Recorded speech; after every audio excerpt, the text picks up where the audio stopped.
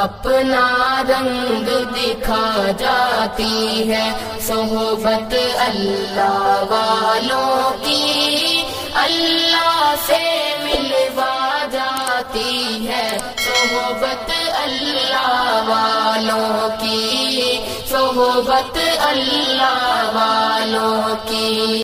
فرش التراب يضمني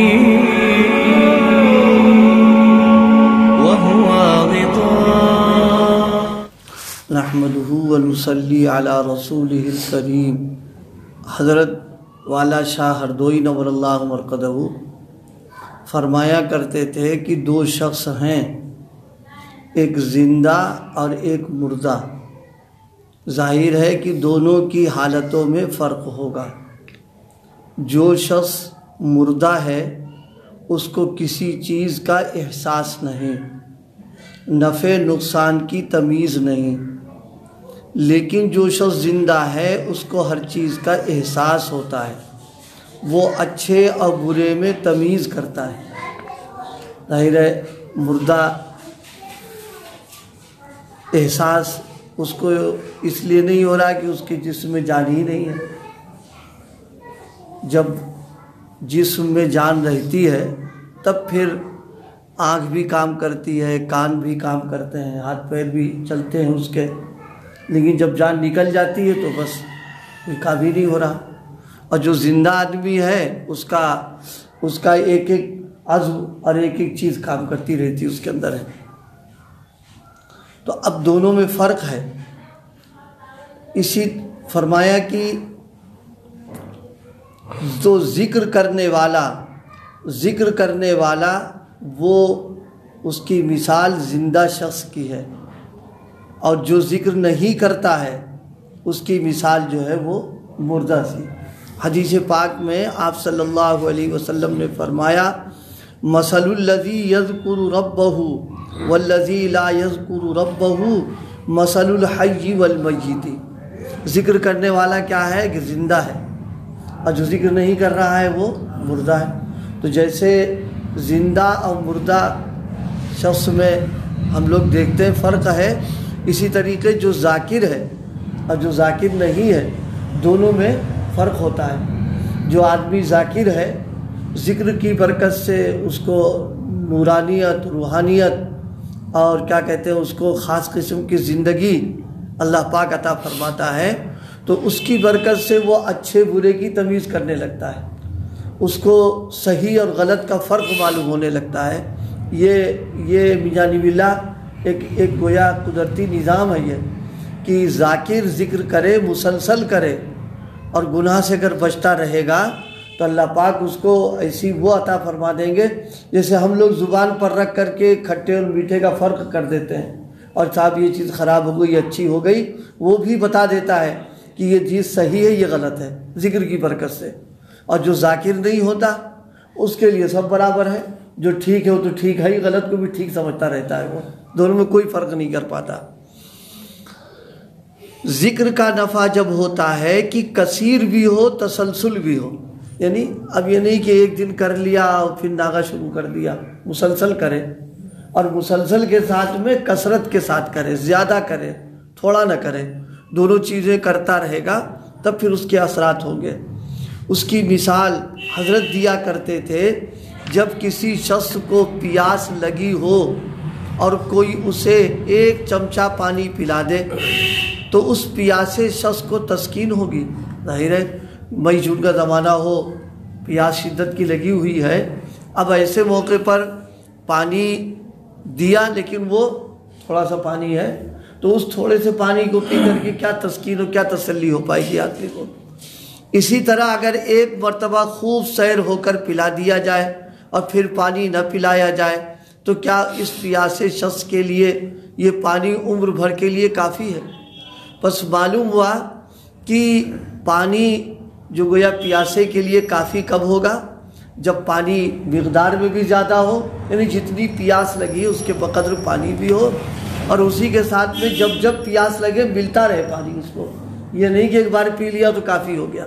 اسی طرح ذکر کے سلسلے میں کہ ذکر جو ہے پابندی کے ساتھ روزانہ کرے اور تھوڑا سا مقدار بڑھا کر کے کرے، تب پھر اس کے اثرات انسان کو پڑنے لگتے ہیں اس پر۔ معلوم ہوا کہ ذکر کثیر بھی ہو اور اس میں مداومت بھی ہونی چاہیے۔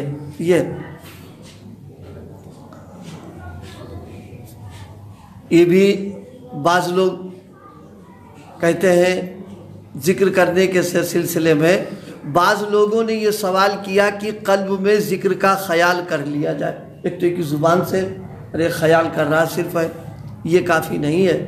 حضرت حکیم الامت نور اللہ مرقدہ نے فرمایا اہل تجربہ نے اس سے بھی منع کیا، محض قلب سے ذکر کا خیال کیا جائے اس میں دھوکہ ہو جاتا ہے۔ وہ فرماتے ہیں ذکر زبان سے جاری رکھو خواہ قلب بھی حاضر نہ ہو، کیونکہ قلب سے ذکر کا خیال رکھنا اور اس پر دوام مشکل ہے، دیر پا بھی نہ ہوگا۔ اور زبان سے ذکر کرنے میں یہ حکمت ہے کہ کوئی وقت ذکر سے خالی نہ جائے گا۔ اس لیے ذکر کا اہتمام پابندی کے ساتھ، کوئی سا بھی ذکر ہو، یہ نہیں کہ کیا ہے، بس یہ ہے کہ پابندی کرتا رہے اس میں، اور پابندی کے ساتھ میں اپنے تحمل کے بقدر زیادہ کرے، تب پھر اس کو ذکر کا فائدہ ملتا رہے گا۔ ذکر میں ناغہ کر رہا، پابندی نہیں ہو پا رہی ہے، تو پھر یہ مفید نہیں ہے اس کے لیے۔ تو ایسے ہی ہو جائے گا جیسے مقویات مغزیات کا استعمال پھل فروٹ کا، ایک دن کر لیا، 2 دن ناغہ، پھر کیا پھر ناغہ، تو ہے اس کا کوئی فائدہ نہیں ملے گا۔ پورا فائدہ جب ہی ملے گا جب پابندی کے ساتھ اس کو کریں گے۔ اس کے اندر یہ ذکر میں ایک تو کثیر ہونا اور دوسرے مداومت ہونا، پابندی کے ساتھ میں کرنا۔ اور آسان طریقہ بڑوں نے یہ لکھا ہے کہ اپنے روزمرہ کے جو اس کے کام ہیں اس کے اعتبار سے ایک ٹائم مقرر کر لے، اس وقت میں بس وہی کرے کام، ذکر کوئی اور کام نہ کرے۔ چند دنوں میں انشاءاللہ پھر مزاج بن جائے گا کہ وقت کی پابندی کرنا شروع کر دے گا آدمی۔ لیکن اگر اس نے سوچا کہ چلو فجر میں کر لیں گے، پھر سوچا اچھا چلو اشراق کے وقت کر لیں گے، اب معلوم ہے ظہر میں بھی نہیں ہو، معلوم ہے دھیرے دھیرے رات ہو گئی، ناغہ ہو گیا اس کے اندر۔ اور جب وقت والی بات آئے گی تو وقت کی پابندی کے وقت میں پھر یہ رہے گا کہ پھر انشاءاللہ جب وہ وقت آئے گا تو پھر ذکر کے لیے اندر سے تقاضا، اندر سے خود جذبہ ہوگا کہ کر لو، ناغہ مت کرو اس کو، تو پھر انشاءاللہ پابندی کرنا آسان۔ وقت کو مقرر کر لینا اس کے لیے بہت آسان۔ دیکھیے شریعت نے بھی ہمارے مزاج بنانے کے لیے نمازوں کے لیے اوقات مقرر کیے۔ اللہ پاک یہ بھی تو کہہ سکتا تھا کہ 5 نمازیں پڑھ لیا کرو تم دن بھر میں، چاہے جیسے پڑھو تم، تو ظاہر سی بات ہے اس میں اتنی بدنظمی ہوتی کہ پابندی شاید لوگ کر پاتے۔ اس میں اکثر لوگوں کا یہی ہوتا، کوئی 1 پڑھ رہا، کوئی 2 پڑھ رہا، کوئی 3 پڑھ رہا، چھوٹنا شروع ہو جاتی اس میں۔ لیکن اوقات کو مقرر کر دیا، اس وقت میں یہ نماز پڑھو، اس وقت میں یہ پڑھو، اس وقت میں یہ، تو یہ اوقات کا تعین ہو گیا، تو اس کی برکت سے 5 نمازوں کی پابندی آسان ہو گئی۔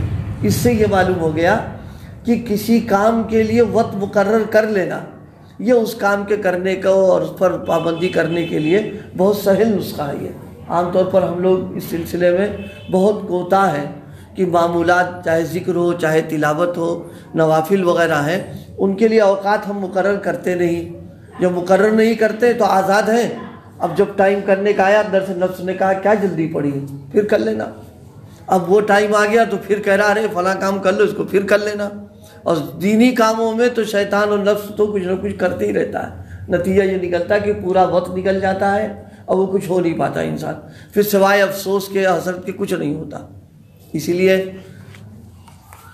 یہ بھی علاج کے طور پر ہوتا کہ بتایا جاتا ہے کہ بھئی اگر تمہارے ذکر وغیرہ اور تلاوت اور کا معمول اگر چھوٹ گیا ہے، کسی دن نہیں ہو پایا، تو فاقہ روح کا فاقہ مت کرو، کچھ تھوڑا بہت کر لو، چلتے پھرتے کر لو۔ 100 بار اگر پڑھ رہے تو 10 بار پڑھ لو کم سے کم۔ ارے بھائی 1 روٹی نہیں ملی، 2 نوالے مل گئے، وہی کم سے کم ہو گیا، بھوکا تو نہیں رہے گا وہ، کم سے کم کچھ تو ذکر کر لے آدمی اس کے اندر۔ ایک دوسرے اگر یہ کام غفلت کے ساتھ ہو رہا، لاپرواہی سے، تو پھر علاج اس کا بہت آسان، رات کا کھانا موقوف کر دے، اپنے اختیار میں کھانا نہیں کھائے گا، عشاء کی نماز پڑھی، معمولات پورے کیے اور سو جاؤ، کھانا بالکل نہ کھائے، صبح اٹھے گا اندر سے تقاضا ہوگا، کیوں نفس کا مزاج ہے کہ اس کے اوپر یہ جو لگام لگائی ہے بھوک رہنے کی، وہ کہے گا پہلے معمولات پورے کرو، ہم بھوکا نہیں رہ پائیں گے ہم۔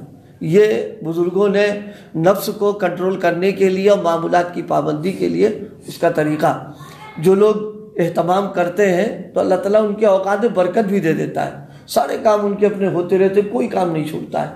ہمارے یہاں بد نظمی اتنی زیادہ ہے، کسی کام کے لیے کوئی وقت ہے ہی نہیں ہمارے یہاں، بس جو سامنے آ گیا اور جی لگا اسے کر ڈالا ہم نے، اور جو کام ذرا مشکل تھا اور جو مجاہدے کا تھا وہ پیچھے ہٹی، اس کو کیا نہیں ہم نے۔ یہ نہیں، اوقات کا تعین کرے، اس وقت میں پابندی کرے، پھر دیکھے کہ کتنا اس کا فائدہ اس سے ملتا ہے۔ اس میں تھوڑے وقت میں اتنی برکت ہوتی کہ سارے کام ہو جاتے ہیں اس کے اندر، لیکن شرط وہی ہے کہ اوقات کی پابندی کرنا۔ تو آج جو بات گزارش کی گئی ہے وہ یہ کہ ذکر میں دو چیزیں ہیں، ایک کثرت ہونا چاہیے، دوسرے دوام، دونوں کریں، پھر دیکھیں اللہ تعالیٰ اس کو کیسے، اس کے فائدے، اس کی برکتیں اللہ عطا فرماتا ہے۔ اور اس طرح کا عمل کرنے والا، اہتمام کرنے والا گویا زندہ ہے، اور جو ذکر وغیرہ نہیں کرتا ہے وہ مردہ ہے۔ تو زندہ اور مردے میں جو فرق ہوتا ہے وہی فرق ذاکر اور غیر ذاکر کے اندر بھی ہوتا ہے۔ یہ تو ہم لوگ تجربہ کر کے دیکھیں، ایک شخص ہے ذاکر ہے، اس کے پاس بیٹھیے، اس کی باتیں سنیے، اس کی فکر، اس کی سوچ، اس کا سب بدلا رہتا ہے۔ اور ایک وہ آدمی جو ذاکر نہیں ہے، چاہے وہ کتنا ہوشیار ہو، اس کی باتوں میں نہ وہ انوارات ہے، اس کی باتوں میں نہ سوچ میں وہ بات پیدا ہو پاتی، کچھ نہیں ہو رہا، اس لیے کہ ذکر نہ کرنے کی وجہ سے مردہ جیسا ہو چکا ہے وہ۔ اللہ پاک ہم سب کو ذکر کا اہتمام کثرت اور مداومت کے ساتھ نصیب فرما دے۔ آمین۔ سبحان اللہ و بحمدہ۔